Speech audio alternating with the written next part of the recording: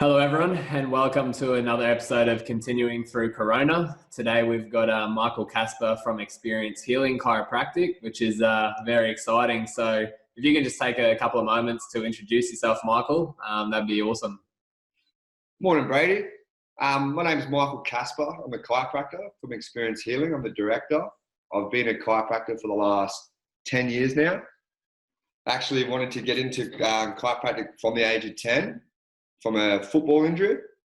I suffered a personal experience where I received a whiplash injury in my neck, and that ultimately led to migraines from the age of 8 to 10. Yeah, righto. And throughout that time, I remember basically being debilitated, crying and asking mum, what else could I do? I'd be on the couch or lying in bed for those couple of years on and off,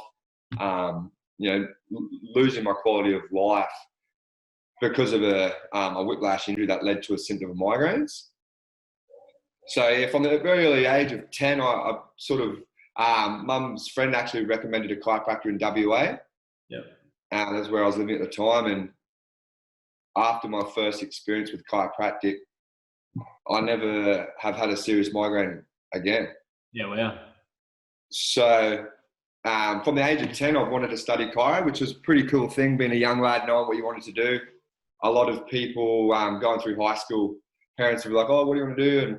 And, at that age, a lot of people are confused. And I've always sort of had the passion of being a chiropractor. And I look back at my family's history, and both my dad and pop were very good with their hands. I actually built these big castles over in Western Australia, which is pretty cool. So, I've been a chiropractor for 10 years. Absolutely love it, mate. We've got a great team at the business. Yep. And really love helping the community. So that I guess that injury at 8 years old was probably one of the best things that ever happened to you. It's amazing how it all works out, Brady. You look at things throughout your life as it goes on, and it's definitely it's created my whole life. And the thing I love doing the most is relieving pain or helping people with those symptoms. So to be first-hand experience and have that evidence in myself, knowing what it did for me and how structural alignment and the importance of your nervous system is for myself, that really projects, I suppose, a lot of passion for myself to the people that come into my doors. Yep. And knowing the relief that you can get. And really the way your body should and shouldn't feel. We're so led to believe that as we get older, we're meant to feel slow, we're meant to feel forgetful. All these things that we all conditioned around aging and family history of genetics. However, we know if your body is looked after and if you do give it the right ingredients in the right environment, it's going to be a completely different operating system. Yeah. And I've really been looking forward to our interview today because, based on a couple of the conversations we've had, and particularly with one of your team members, Jacob, you guys really specialize in helping people remove the suffering from their physicality as well as their sort of emotional aspect. And, that's something that I really focus on when I'm working with my clients, is helping them remove these limitations that exist within their mind so that they can, I guess, live a freer life, which is pretty much exactly what you guys, just in a different way. It's right on par that same philosophy, Brady, and I suppose that's why we've met up and been able to connect in this awesome webinar. Yeah. So, look forward to it, mate. Fire away with your questions. Yeah, well, let's jump in with it. I know you've spent a lot of time and a lot of energy getting ready for this, so I'm really looking forward to it. And we'll jump into what you've prepared for us. Awesome. Cheers, Brady. So just looking at the history of chiropractic, it's a profession done by hand. The Greek word "chiro" and then practice, so practice by hand. It was a profession founded in 1895 by Dr Palmer, who worked at a high school with and there was a janitor there who had a feeling of fullness in his ear. Yep. And Dr Palmer actually adjusted what he defined as a subluxation. And that's a very important word, which you look, I suppose one of the biggest things for chiropractic in the primary healthcare system it's been defined on that term, subluxation. And it's become a bit of a grey area because if you look at the medical model, they've actually had a definition of subluxation as a partial dislocation. So it becomes a little bit of confusion between chiropractors and the medico professionals when referring back to that effective listing. A subluxation in the chiropractic terms is defined as a body that has movement changes, has inflammation around a joint, has pathology changes in the tissues locally, which is going to affect the nerve, the ligament, the muscle, all those surrounding tissues. Yep. And like I said before, in the medical model, it's a partial dislocation. So when chiropractors are talking to GPs, and if they're using this term that ultimately is completely different to the medical model, it does provide some confusion. Yep. I don't often use it. I appreciate the term, Brady, subluxation. It is in our office. Some chiropractors will only use that term. Yep. I prefer to use a joint that's misaligned or a fixated joint, a hypomobile segment, muscle spasm in an area. Talk about things that people are more related to, but appreciate the term because it has effectively grown the profession to what it is today. Yep. Yep. So looking at conditions that chiropractors treat, we treat musculoskeletal conditions. Initially, it was more of a wellness type practice, looking at visceral reflexes, things like asthma, colic, your autism, your learning difficulties in children. All these things haven't got conclusive research. Not to say that it can't help with these things, but the best research is defined in a musculoskeletal setting. Yep. So musculoskeletal meaning, like I said before, an injury to a muscle, a ligament, a joint, the disc, any one of those structures that comprise the human body. Within those structures, you can have very many symptoms. The most common we see, Brady, in the office is back pain, followed by neck pain and headaches. And these comprise a large proportion of the primary healthcare system in a hospital or GP setting. Yep. And we've actually got the most significant research for that. There was a really brilliant study done last year, and it looked at all the spinal manipulative therapy in relation to low back pain. Yep. And what came out of those random controlled trials was that our research is as good, and this is research based on osteos, physios, chiros. They've used the word manipulation. Yep. For spinal health conditions such as those neck pains, back pains, headaches. And the research is as good for that as any medication and as good with exercise, which is fairly powerful because chiropractors pride themselves on an adjustment, which is direct specificity to an area that is dysfunctional. So if we're looking at shoulder alignment, if one shoulder's up like this, that cervicothoracic area is going to be loaded up excessively.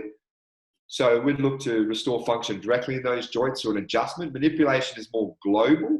So you may, whilst the area is fixated here, you might be looking sort of through the entire thoracic spine to create mobility.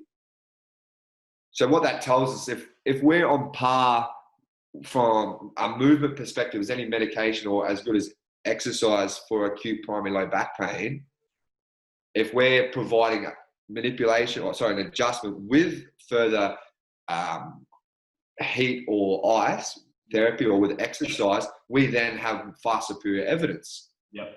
So our business prides ourselves on results, and throughout this webinar, sort of went back to our team, and I suppose you mentioned one of the questions was, how have you done so well during this coronavirus time? Yep. What's helped you? I remember wanting to know about that. And sure. I suppose the big difference, we pride ourselves on our education. Yep. And our knowledge and the quality of our client. And when I was looking around within our team and looking at the values that we all bring to provide to Experience Healing, sort of went around the group and asked each what they most enjoyed about working in the business. Yep.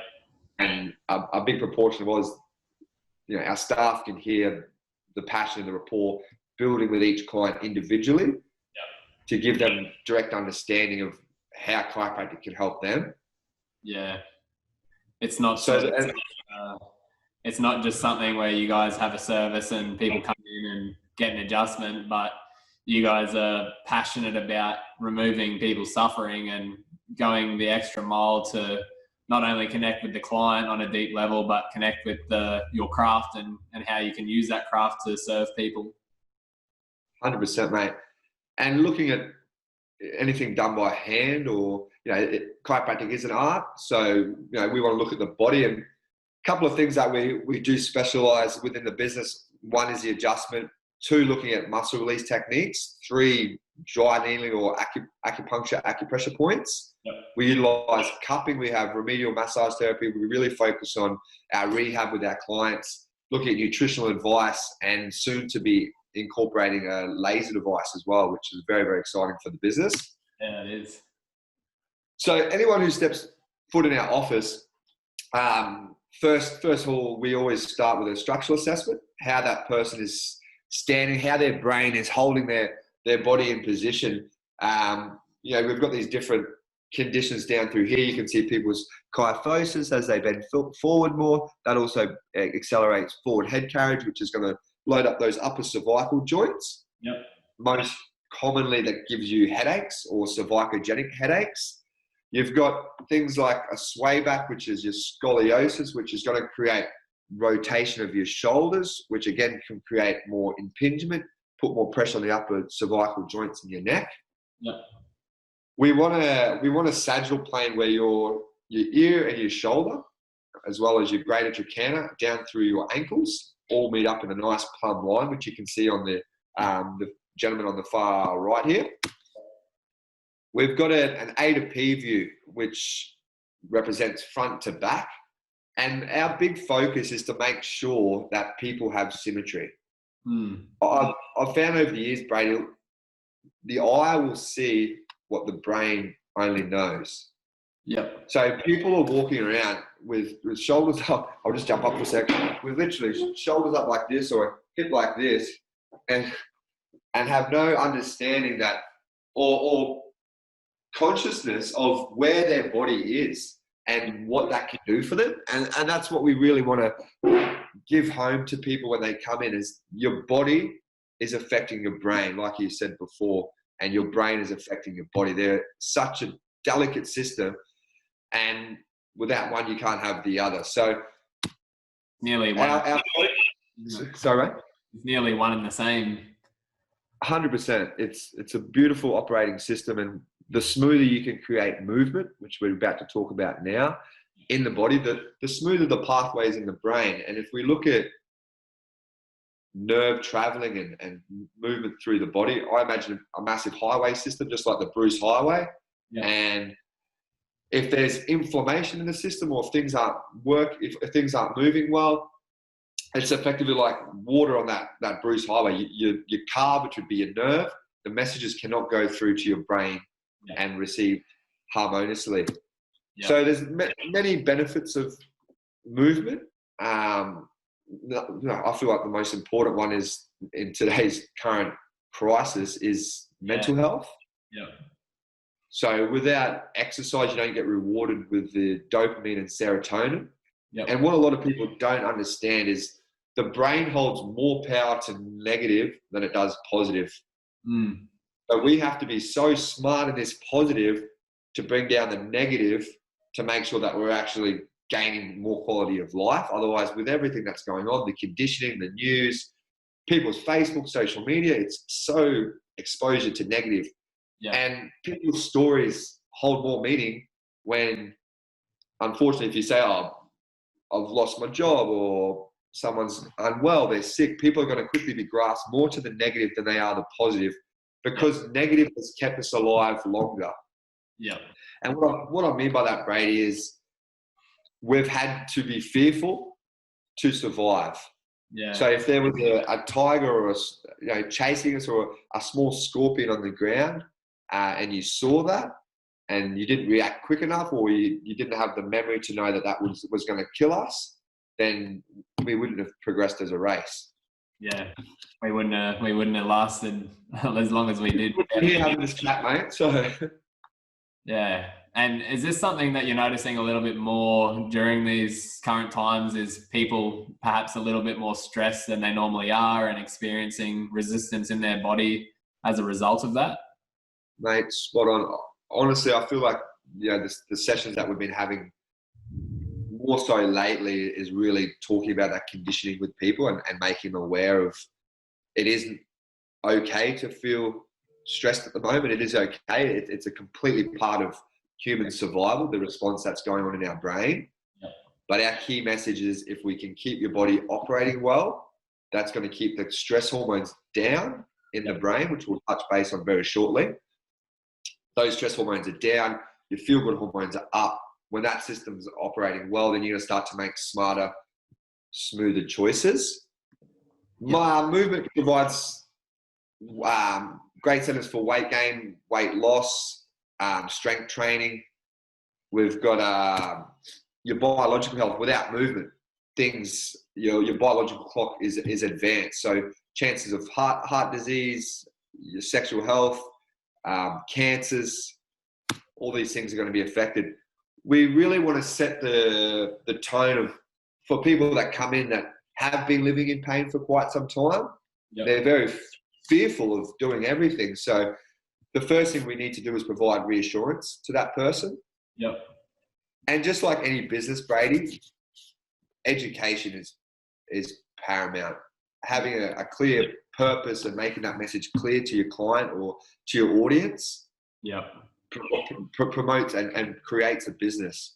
So for those people who are fearful, we set really small, realistic goals. And that may be something on that first visit if they've come in and we've helped relieve some, if they've got a disc bulge and they're antalgic, we may be able to get them to put an ice pack on and go for a 20-minute walk, which, before they came in, they had crutches on, they couldn't even walk into the office. So, and then repeating that same process of 20 minutes, and then we can start looking at steps per day into, 20 to 30 minutes exercise per day provides an increased life expectancy because of those biological factors.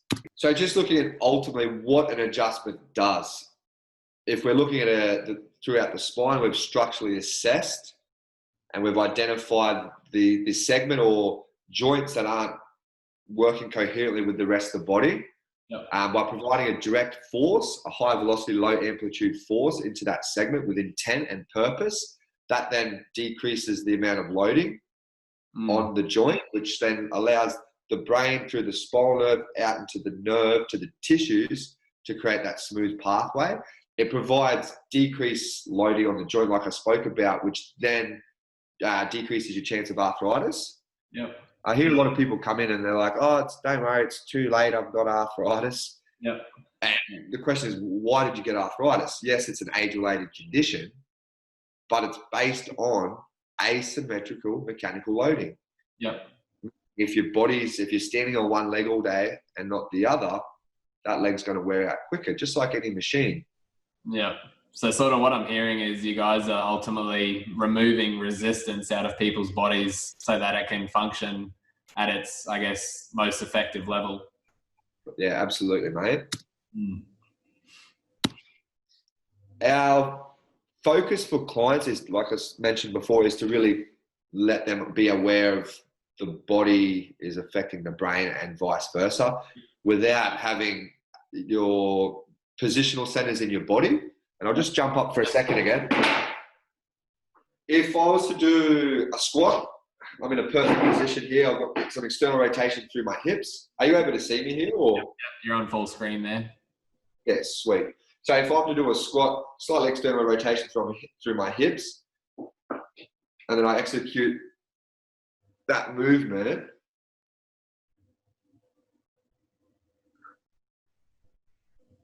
if my ankle or my hip is within, if I just change that a centimeter and then try and do that same movement, my quadricep, my VMO, will rotate in just because of that tiny little bit of movement through my foot. Yep. What that does is the information stored in the cerebellum, which at the back of the brain, if we just look at where the brain's highlighted here, that red, the hippocampus, the big bulby area at the back here, which is your cerebellum, all those neurons hold motor coordination and positioning through a spinal tract called the dorsal columns in the spinal cord. Yep. If your body, like I said, is if your foot's just tiny bit, 1 centimeter varied from doing a squat, the amount of stress that's putting through the cerebellum. The cerebellum actually is the sprinkler system to the rest of the cortex. Yep. Your critical thinking, your memory, your emotion, your thoughts, your vision are all going to be affected if your body isn't in the correct position. Yeah, wow. The stress response that's activated, there's two main pathways that are activated. You've got your sympathetic adrenal system and your hypothalamic pituitary adrenal axis, or HPA. Each one of these systems is going to produce a hormone that acts on the body to provide a fight or flight response. Yeah. Whilst in short dosages, these stress hormones are very beneficial for our survival. Yeah. When our body is out of position or in pain and inflamed, like I spoke about that water on the highway, let's call that your cortisol or your adrenaline in high dosages. The messages are going to start to be inhibited, that resistance like you spoke about. Yeah. And what happens is our feel-good hormones, dopamine and serotonin, are decreased. Yeah. When in high dosages of cortisol and adrenaline, systems that are most likely to fail first are your reproductive and your digestive. Yeah. So often people will come into the office with a chronic history of low back pain or a neck or shoulder condition. Yep. And they wouldn't have actually tied in their irregular bowels or periods, their recurrent flus or viruses. They're constantly sick, lowered immunity because their body's been inflamed for so long from a physical point.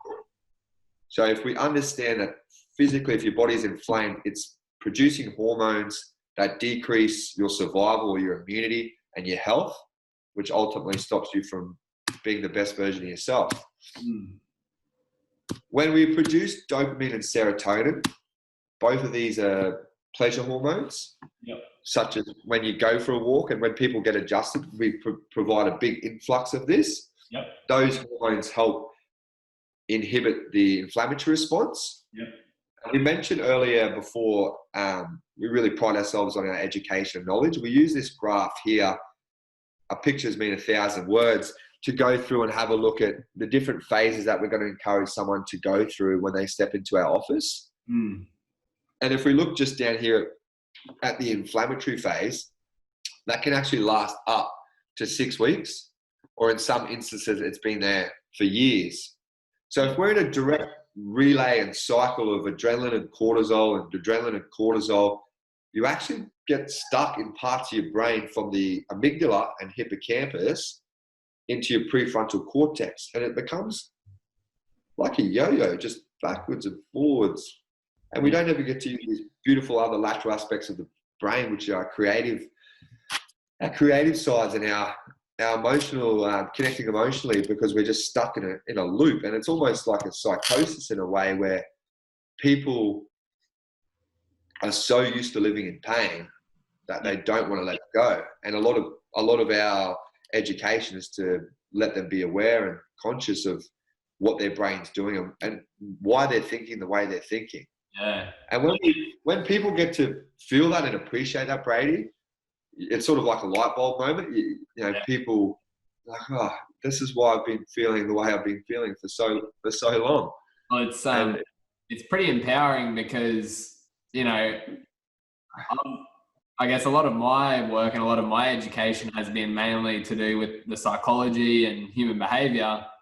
But, you know, just hearing from what you're saying, like how our physicality can cause, you know, certain parts of our brains to be, you know, pretty much living. Yeah. That is causing people to, I guess, have cycles of stress hormones, which is really going to degrade them and cause inflammation not only in their body but also in their emotional health.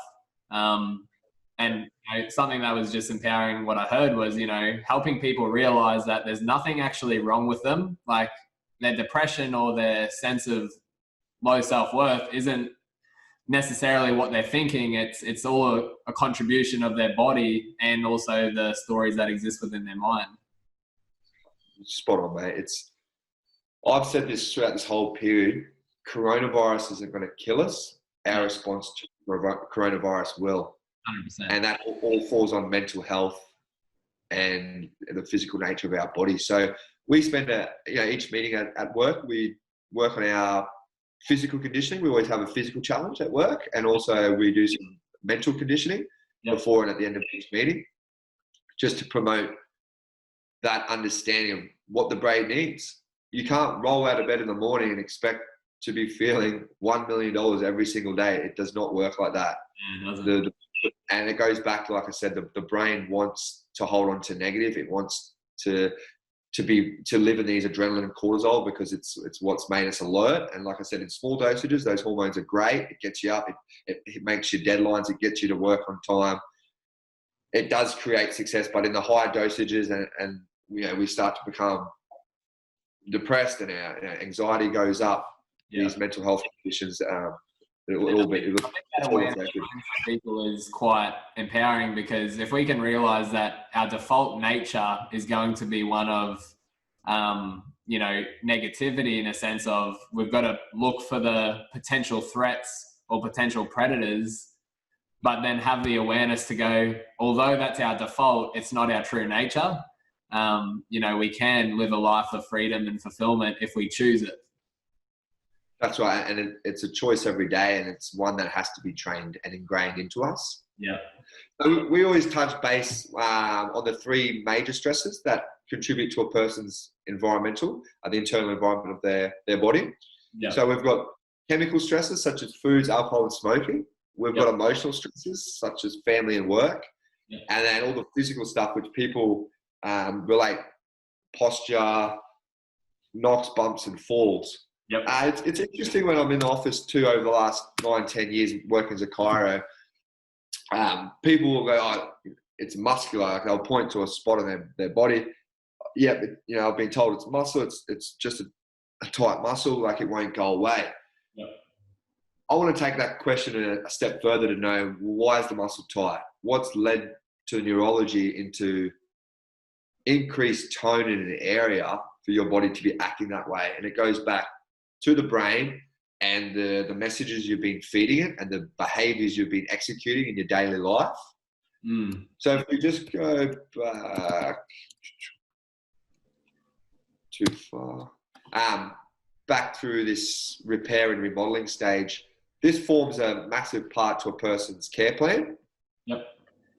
And one of the biggest things I've heard over the years is, why and how do people stay on with you as a chiro?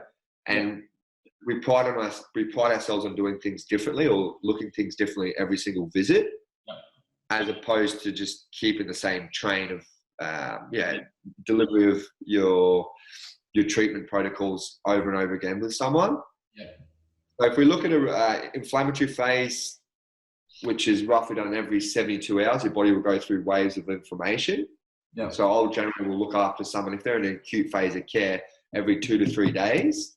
Yep. For up to 6 weeks until their body's out of that stress cycle.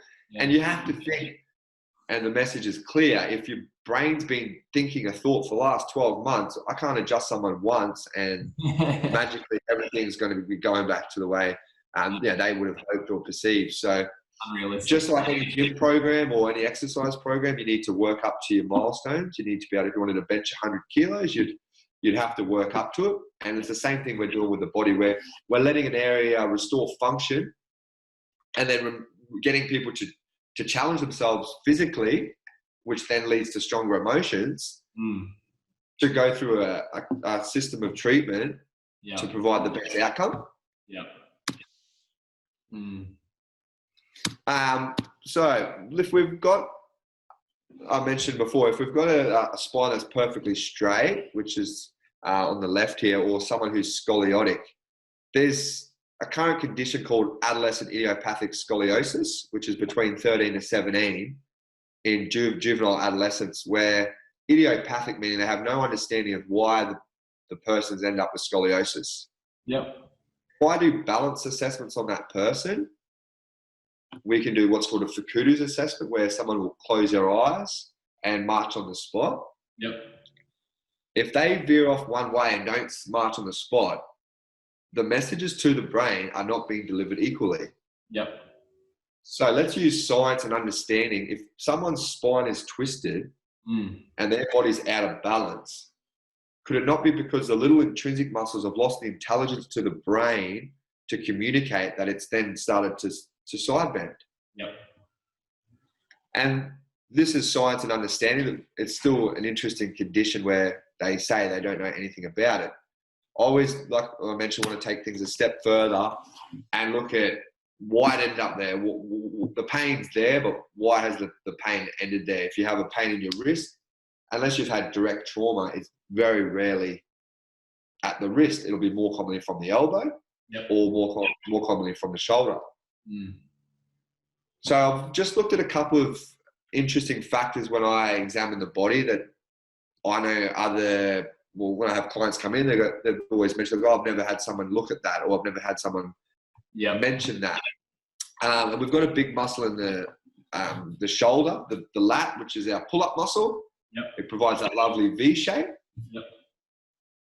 That muscle, when we have low back pain, if people aren't checking shoulder abduction and adduction and extension and flexion in different ranges, that muscle has a direct attachment through attachment points in the spine, but also in thoracodorsal fascia. If you're not looking at shoulder movement and you're assessing back pain, why not? And I'll often find that people will have an old injury of a shoulder injury, or they'll have restricted movement on one side.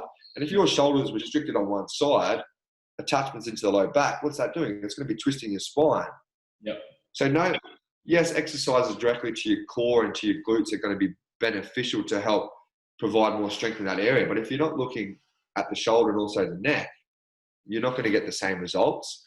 And I'll often do a lot of cupping or dry needling, Brady, through this muscle into the shoulder to alleviate muscle spasm for back pain. I always love doing this one here. Actually, it's a great outcome. So if you want to jump up for a sec, Brady. We'll be sitting here for a little bit. All right. Oh, how you feeling? Good? Good. Good stuff. So if I get you to take a deep breath in, and I'll get you to bend forward and touch your toes. How'd you go? Did you get that easy? Yeah, I got down to my toes. Got down to your toes. You would not believe how many people cannot get past their knees or touch their toes. And the big reason for it, pretty tight, aren't they? it's and everyone says, oh, I don't stretch my hamstrings, I don't stretch enough. It's actually, if you look at the neurological, why the hamstrings are so activated, everyone's on computers, as we are right now, or on their phones. So our eyes and our head always want to be close to the stimulus. So what happens is our head, if we're looking through here, our head goes forward. And then what it does, it neurologically activates the hamstrings. There's two things as human beings we're all scared of. One is falling. And two is loud noises. So your body will do anything it can to survive, to stop you from falling. So if I was in this plane here, for a sec, I can bend forward and touch my toes. If I come back and then take my head forward, some forward head carriage, and then try and do the same movement, I get only towards my mid shins. Restricted there, So what we do is look at structurally where the head and the shoulders are sitting on the rest of your pelvis to help neurologically switch off your hammies. And just by doing a couple of simple exercises, such as a standing Mackenzie exercise with some lumbar extension, and just placing your hands down in lumbosacral junction through here and creating some extension, externally rotate your feet, breathe in, breathe out.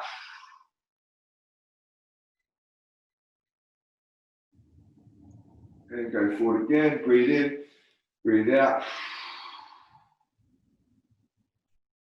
What we're actually doing is giving our curves in our lower back and our cervical spine the correct lordosis again, which that will then bring our head posterior and neurologically switch off our hammies. And the amount of satisfaction people get you spend 5-10 minutes with someone after adjusting and then giving them some Yeah. very, very, very simple postural exercise that people are looking down or forward all the time. You get someone to look up and back. All of a sudden, you get all these beautiful sparks in your brain again that otherwise weren't. You start creating new connections structurally to hold your body in a better position. Yeah. And I guess what I love about, I guess, what you guys do as chiros, and, you know, specifically what you guys do at Experience Healing is, you know, so often people take so much care of their car, or they spend hours and hours having a spotless and clean house, but we seem to forget to take care of ourselves. And, you know, it's like you said, it's these simple little things, once we become aware of them and once we understand them, that we can actually do to understand how it's relieving and removing that resistance from our own bodies, which is going to help us, you know, live a better, higher quality life. 100%. Small changes create big results. Yeah. So implementing a new positive thought at the start of the day, starting with a simple exercise like I just showed you, doing that regularly throughout the day. Yep. These things ultimately, while they're in your conscious mind, will then become subconscious, like your body's ended up into a point of dysfunction and failure, or where you feel your system's failing, and people feel helpless. They go get all these tests done, get told ABC, still feel the same way they do, go to medication, still feel the same way they do. But the big picture here is people have forgotten about their body, like you've just mentioned. Yep. Put the time and effort into your body, and that's going to ultimately change your brain and the way you're projecting what you're feeling. Yeah. That's so powerful. two common conditions that are seen in the office. One is lower cross syndrome, where you have an overexcitation of your erector spinae and your hamstrings, and an underactivity of your glutes and core. So we've put together just a couple of basic exercises, and I've found over the years, Brady, people don't do exercises. We're lazy. We all get busy. We all don't want to do it. So we've really simplified things to the ones that are most beneficial, where we can get a muscle switching off and a muscle switching on. Yep. And we really like to incorporate this glute bridge track as a brilliant exercise to open up your hips. It's great for knee or ankle injuries. Yep. And great for low back exercise as well. If you give people too many things, they don't do it. Yep. We go through conditions like upper cross syndrome, where that forward head carriage. So you have an overactivity of your upper trapezius, your sternocleidomastoid, and an underactivity of your anterior chain, your digastrics and your scalenes. Yep. So just by incorporating some activation posteriorly, that then switches and elongates these muscles at the front, so they stop getting pulled forward. Yep. And that's going to have a big role in your breathing. Common things people do, and I've really sort of taken notice in the last few years in business, if people aren't getting results, question is why? Why are you not getting results? And it'll go back to those behaviors that's led them there. Yep. And something so simple, and we've been taught at such an early age to cross your legs, or to be ladylike, or people are standing on one leg having a beer in the pub. What that's doing to your low back, your hips, your digestive system, your breathing system. Yeah, right. Yeah. It's unbelievable. And if people are having a repetitive exercise of low back pain, and then I'll often go out to the waiting area or pretend I'm going to the toilet. Yep. See the person sitting there, and while they might not, they'll see me there. The legs will be sitting normal. As soon as I go to the toilet, I come back and their legs are crossed. I'm like, I told you 48 times to avoid crossing legs. And it's a comfortable position to be with. Oh, it feels more comfortable this way. And the reason for that is your body over time has learned that behavior, and your spine's now twisting. So you're basically sitting in this sort of position. Yeah. There's a lot of research to show like an increase in blood pressure is created from this, varicose veins. You've obviously got the structural changes that are taking place, and then the neurological and your digestive and your breathing patterns. Yeah. Do you find that because of these repetitive type, I guess, behaviors or movements, which could, twist a few things out or whatnot, that people tend to only be able to find comfort when they're actually in those positions, just like, I guess, within people's mind, you know, they create a story which isn't serving them, but because they've been running it for so long, they find a sense of comfort. Like it's, you find the same thing. Yeah. Yeah, that's a really good point. And you often see people when they start to tell a story, they'll go into a certain posture. Yeah. So if we can tap into that, Brady, of identifying which thought pattern is thinking why they're having a certain pain. I've really been doing this more throughout this pandemic and the start of this year. With the results and changes we're getting are absolutely phenomenal. Yeah. And people are, a few people are starting to say, I feel like I'm coming towards a psychologist than a chiropractor. And I'm really integrating both those systems to look at if there's a fear of failure, or if there's a negative thought pattern. Yep. And there's different structures in the body. There are different thoughts behind those. Shoulders are a big one about heart and love. The low back's a big one around support. Yep. So if people are coming through, and again, if they're not getting the changes, I know we've got to implement the psychological aspect. Yeah. This slide here is a really powerful and important one.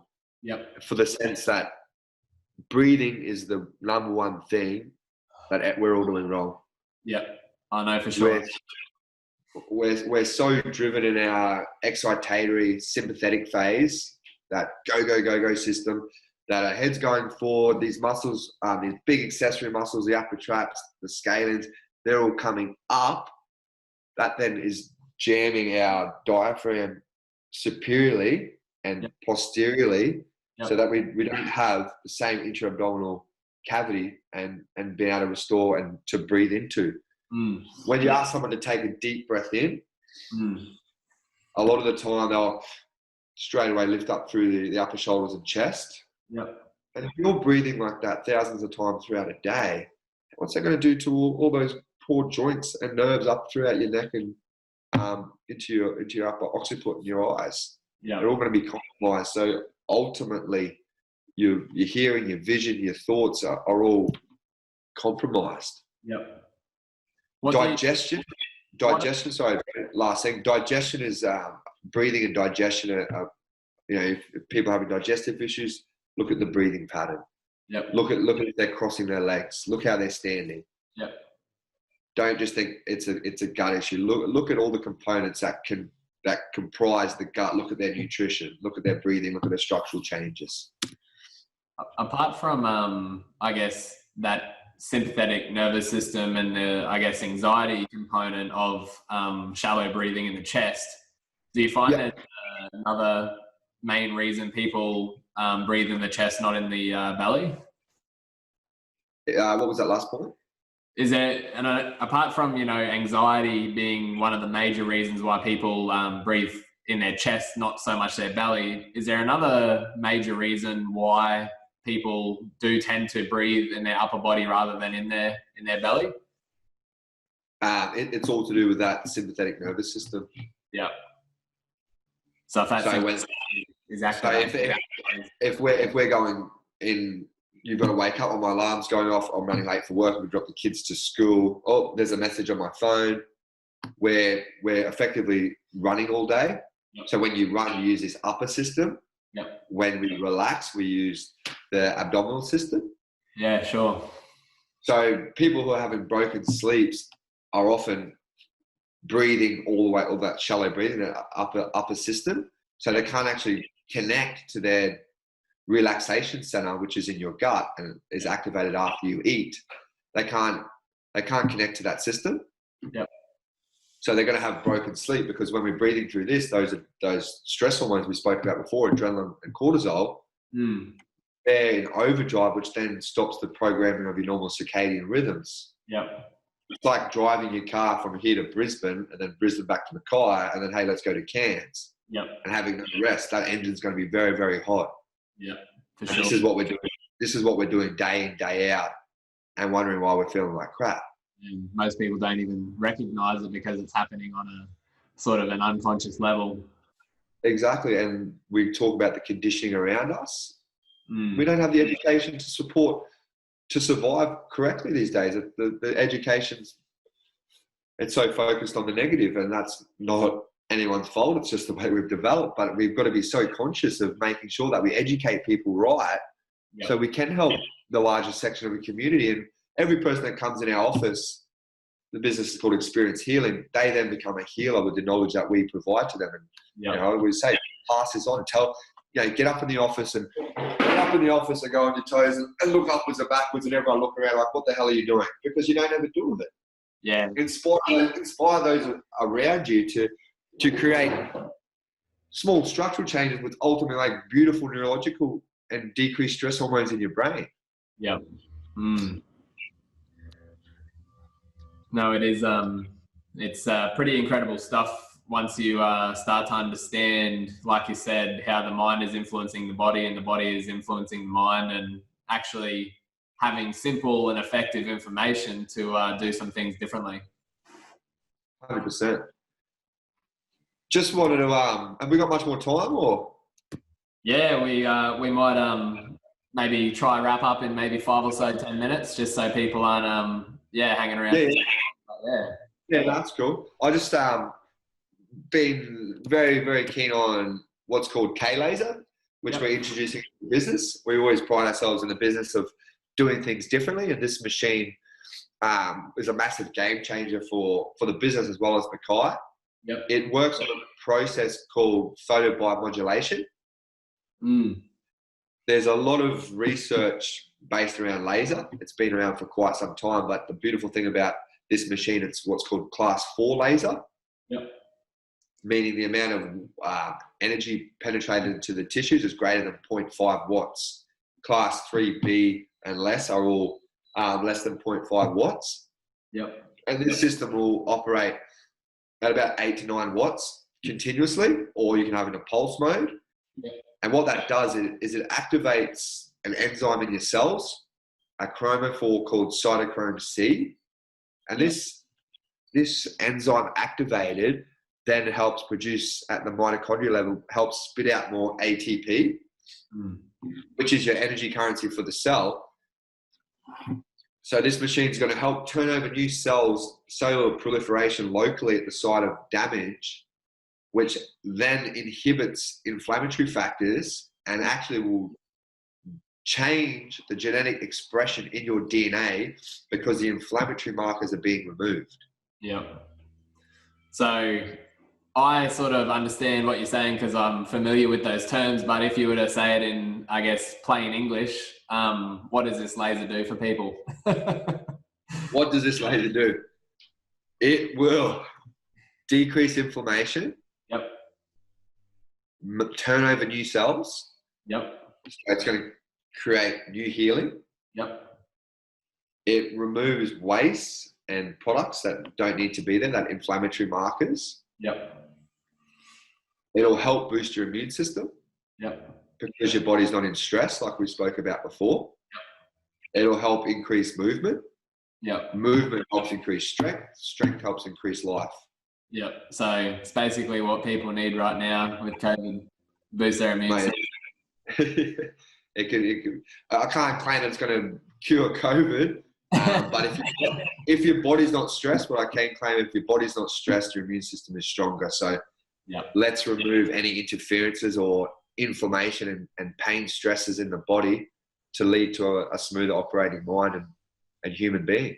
100%. No, it's quite exciting actually to be able to have something like this in Mackay, and particularly in the hands of someone like yourself that, you know, is not only passionate about what he does, but also is, you know, an expert in what you do as well.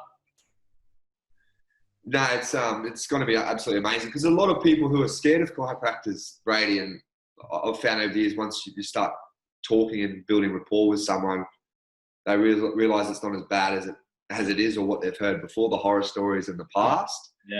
And people often say, you know, I'll ask, what does a chiropractor do? They crack bones. We're in the 21st century. We know we don't crack bones. What we know is bones make up joints. And if we stretch those joints, that changes neurology, which alleviates muscle spasm, creates more mobility, gives you increased strength. and increase balance for both hemispheres to communicate correctly. Yeah, you know, for me, the way I really see you guys is you helping people balance their bodies, which balance their minds, which helps them remove the stress from their physicality and also their mindset as well, which, you know, has a sense of ease and peace that comes with it. 100%. It's a beautiful experience being at work and seeing people instantly, their physiology and their face will change after an adjustment or some advice. Energy can change very quickly throughout our system. Yeah. And just those light bulb moments when people are like, oh, I can do that. That makes sense. Yeah. That makes me proud. I'm like, this is why I'm here. This is why I'm standing in front of you, giving you this information. Because if it didn't make sense to me, I wouldn't be able to stand up here or you know, go to work every day and do what I do and love for doing that. Yeah, awesome. So I guess to wrap up, you've given us a lot of information and it's all been very profound and inspiring for people that are, I guess, not only dealing with I guess, inflammation and I guess restriction within their bodies, and that maybe they are finding it difficult to deal with, I guess, COVID and what's happening because of it. What sort of recommendations would you really have for them? If we can plan out the perfect day, I would say the night before, plan your perfect day. Yep. If we live a day ahead, we're stopping our previous mind from living the day in the past. And there's been studies looked at the brain chemistry and the neurology when they put red lenses and green lenses on someone's eyes, and they've got them to look at a wall left and right. So there was a green lens on the left and a red lens on the right. Yeah. And they left those lenses on them for a week. And after a week, they came back and they looked at the different activated areas in the brain. And when the person, after a week, was told to look left, even though they still had the green lens on, they saw a white wall again. Yeah. And when they looked to the right and they had a red lens on, they still saw a white wall. Yeah. So what does that tell us? It tells us if your brain will go back into the same pattern and That's thoughts. Right. And this is everything we're communicating with people today about, unless you plan ahead or unless you start making those conscious choices. Yeah. So in a perfect sense, we plan a day the night before. We start our day with some positive conditioning. Yep. So write down 20 things or give yourself some affirmations of what needs to be done. Mindfulness is very powerful and has actually been shown from a cognitive point to increase memory. Yep. And why is that happening? If you're mindful or you're meditating, you're conscious, you're in the moment. You're thinking about, you know, for instance, the glass of water and the water in it. You're not thinking about being at work and dealing with staff or clients. You're in the moment. 20 to 30 minutes of exercise is ideal each day. And ultimately, if you want to start that in the morning and do it with some morning sunlight, there's really good research to say for people who aren't sleeping, if you wake up roughly the same time, if you have breakfast at the same time, and if you incorporate sunlight with ultimately melatonin, sunlight, and then exercise, this will help regulate those rhythms back into your body, those circadian rhythms to give you more quality of life. Exercise, people put such a big emphasis and strain on this, and really, when they, I go to work, I've got a physical job, but when it comes to exercise, it's got to be done in a setting where you're not at work. You're devoting your mind to the process, what you're creating. Otherwise, you're not devoting the time and the actual effort to create the symmetry in your body. Work is very much one-sided. If you're on a mouse or computer, you're always with your right hand, for instance. A big one's drinking enough water. So if we're looking at water consumption, an average person will be 2 to 3 litres a day. It's roughly 0.3. If you times your body weight by 0.3 of a mil, that'll give you how many litres you need to drink a day. So an 80-kilo gentleman times by 0.3 is roughly 2.5 litres, 2.4 litres per day. Yep. Talk to people. Big one is communication and education. Read things. Hop off social media. Get off these platforms that are filtering negative, and inspire yourself to learn something about the brain that you didn't know, or an exercise that you couldn't do. And then pass that information on to people. Be in a positive setting that you're educating and teaching someone something, rather than focusing on those negatives that we've all been so drawn to for survival. Yep. And I guess it's having that patience for ourselves when we do default, and then to have the compassion to go, it's okay, and to jump back on board for what that plan was for the day. Definitely. Things can be changed in an instant, and DNA can be changed, which previously all this research is coming out now. Breathing will change your DNA. It's increasing your biological age. Yep. The telomeres aren't getting snapped off. You're actually prolonging your life just by slowing yourself down and breathing correctly. Like who would have thought something so simple, breathing, would save our lives? Yeah, it's all simple stuff, and it's just about understanding and then actually implementing it.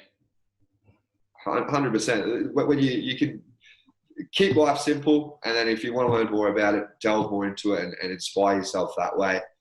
And pass that knowledge on. Leave something for other people to learn from you in a positive way.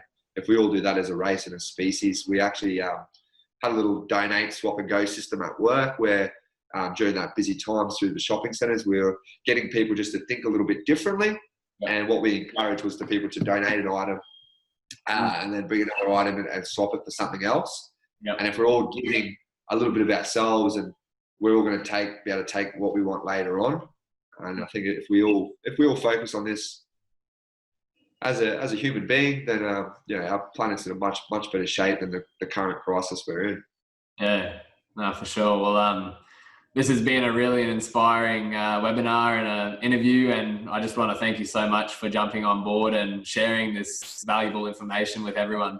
Thanks, Michael. It's been awesome, Brady. I've really enjoyed it, mate. Even though during the busy period, it's been another job. It's been nice chatting to you, mate, and seeing that beautiful face. So thank you.